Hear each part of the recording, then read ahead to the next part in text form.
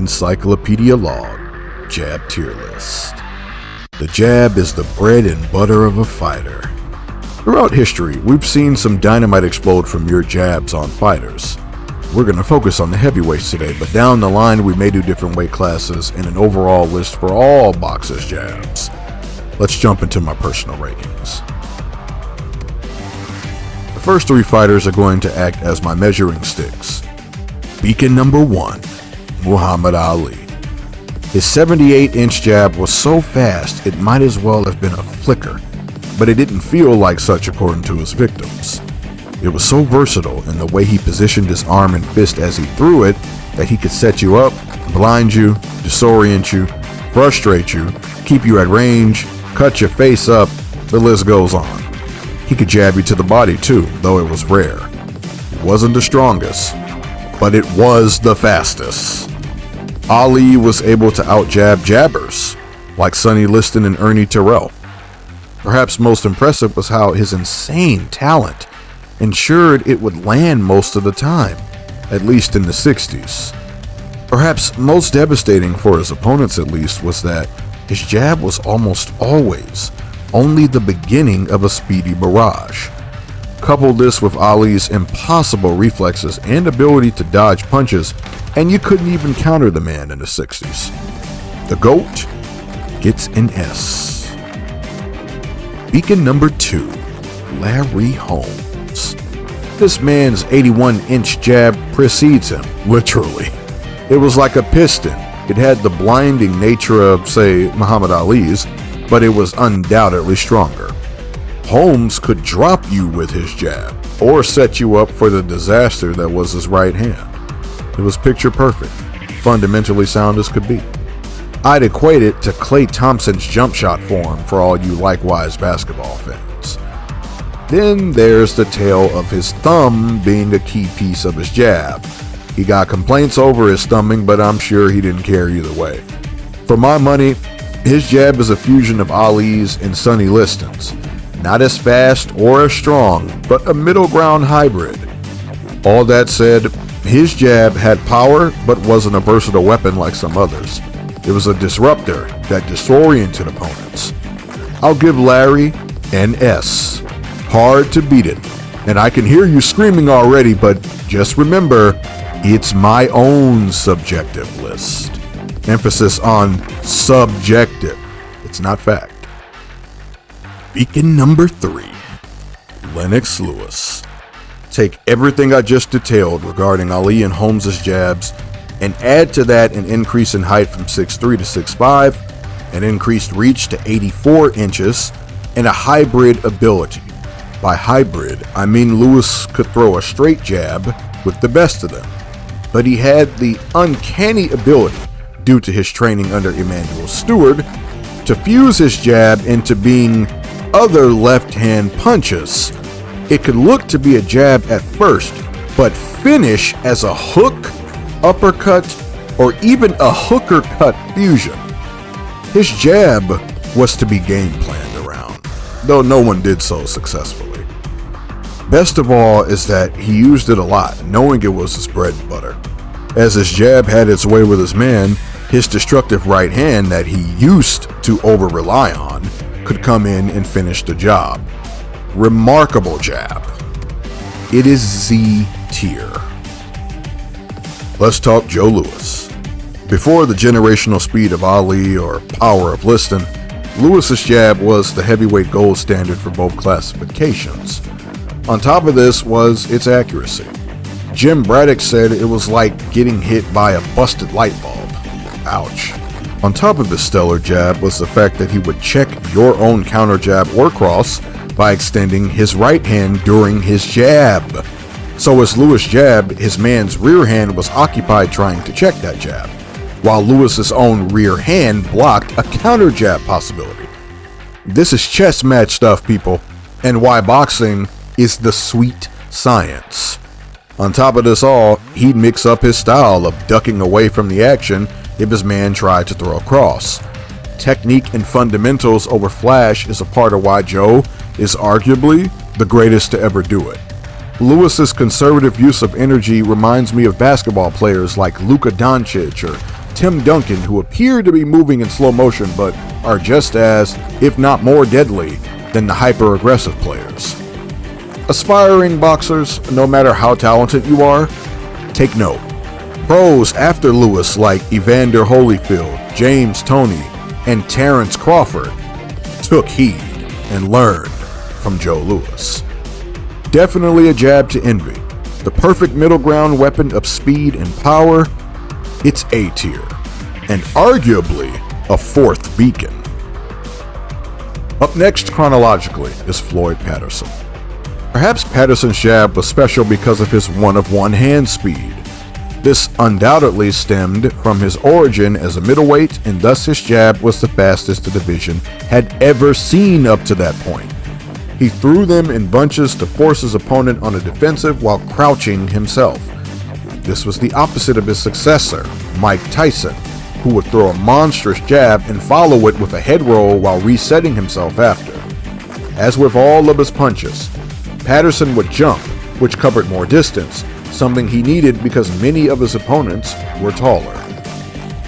Patterson's jab was elevated by the fact that he was so elusive due to the peekaboo style. It perfectly complemented his legendary left hook and all worked together like a well-oiled machine. Before Muhammad Ali, the gentleman of boxing was the beacon of speed for the heavyweights. It was good for wearing his man down, but the lightning-fast combos that followed it deeper into fights are what got the job done. B tier. Now for his conqueror, Sonny Liston. This man's jab was akin to any other fighter's rear hand punch. How it felt when, say, Muhammad Ali hit you with a right hand was how it felt to be hit by Liston's jab. It was capsized by his uncanny 84-inch reach, despite him being just 6'1". To make matters worse for his opponent, he'd lean into the jab to extend its reach even further. The leaning rather than stepping made it difficult to tell he was about to throw, whether it was keeping you at his optimal range, pushing you back and blinding you by pawing his jab, or just setting up the rest of his evil blows. Sonny Liston's jab was bound to get him a breakthrough even in fights he was struggling in for whatever reason. He even threw it in bunches. That's just unfair.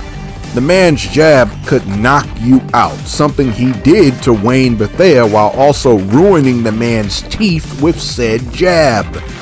It took the once-in-a-lifetime reflexes of Cassius Clay, later Muhammad Ali, to make his jab look less than. That's the ultimate compliment, I'd say. It's rumored Sonny Liston was left-handed, meaning he was throwing his dominant, stronger hand as his jab. Makes it all the more impressive that his alleged weaker hand was responsible for so many knockouts. One of my favorites, S tier for sure. Let's do a lesser known one in Ernie Terrell. At 6'6", with an 82-inch reach, it was astonishing and borderline unfair that his jab was so fast and stinging. Just take a look at how he threw it at Muhammad Ali, and remember that Ali credited Terrell for his jab even before they fought. Terrell's another one who threw it in bunches. Ernie was, unfortunately, one of those hit and hold types who've become more common in today's fight game. In fact, he might be the granddaddy of them. He'd jab and wrap you up like an octopus, living up to his moniker. As with Liston, it took an Ali who was also amplified by anger to make Terrell's jab and entire fight game look inferior. A fine jab, especially for a man of his size. He could jab with the best of them, but on my tier list with these other all-timers, he gets a C. Now for Big George Foreman at 6'3" with a 79-inch reach. This guy is on everyone's biggest punchers list, and similarly to Sonny Liston, his jab suffers from being a bit unsung because of it. George's jab was a hard, blunt force that went through you. He was more resourceful with it in his second career, but even in his first, you don't need to look any further than the first Joe Frazier fight to see it in peak form. George's jabs were uprooting the very rough and tough champion. Jerry Cooney said George's jab was face-numbing and ranked it as one of the best, even in comparison to Larry Holmes. I'd classify his jab as the ultimate distraction because while you were flustered, he'd follow up with those windmill death blows he's so famous for.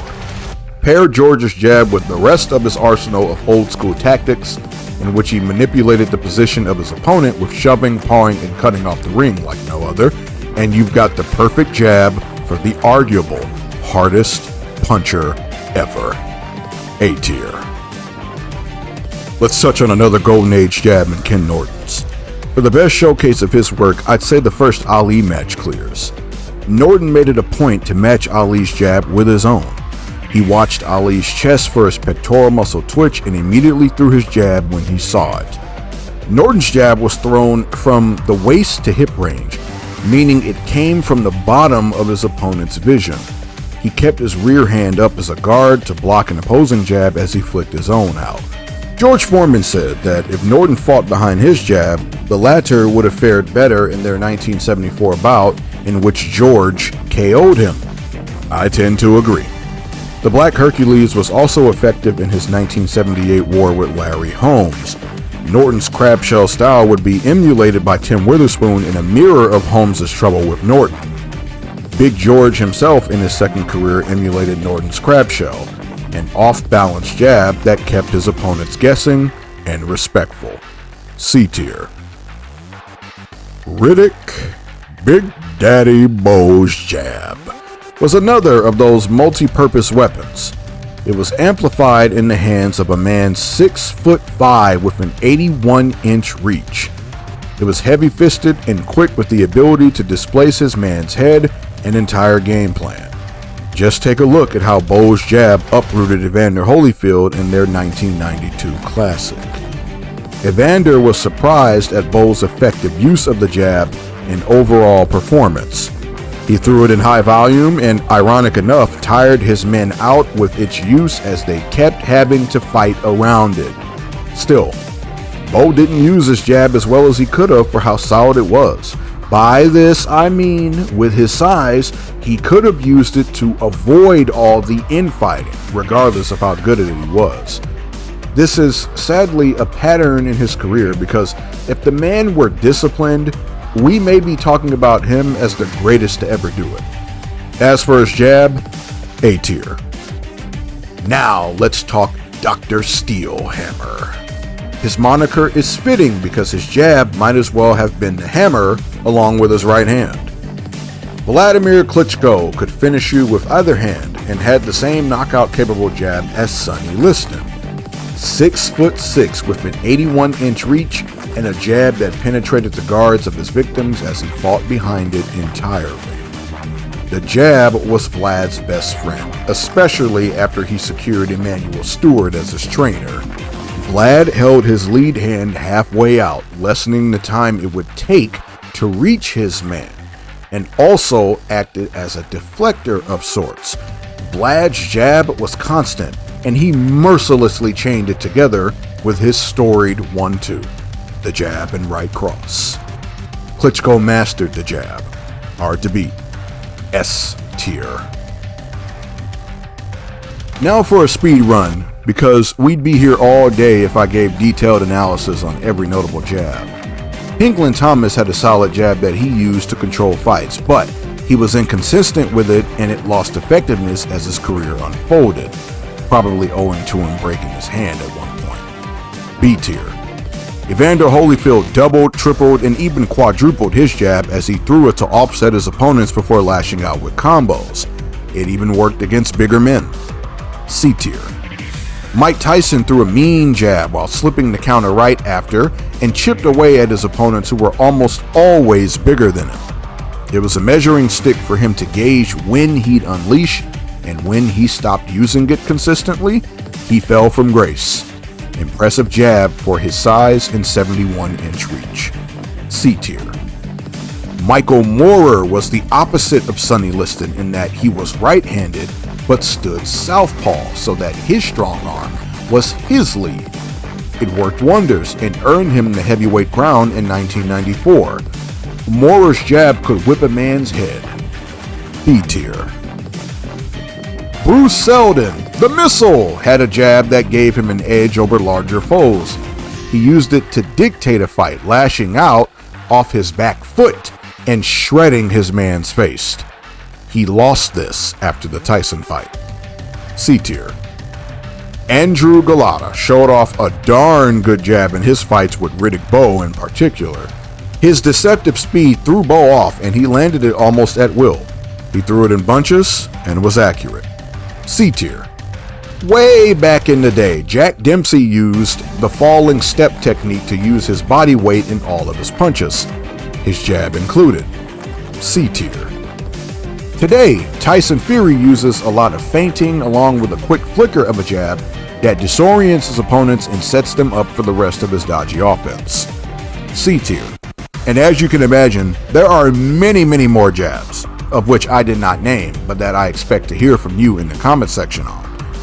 Where do you rank them? That'll do it for today. Did I miss any?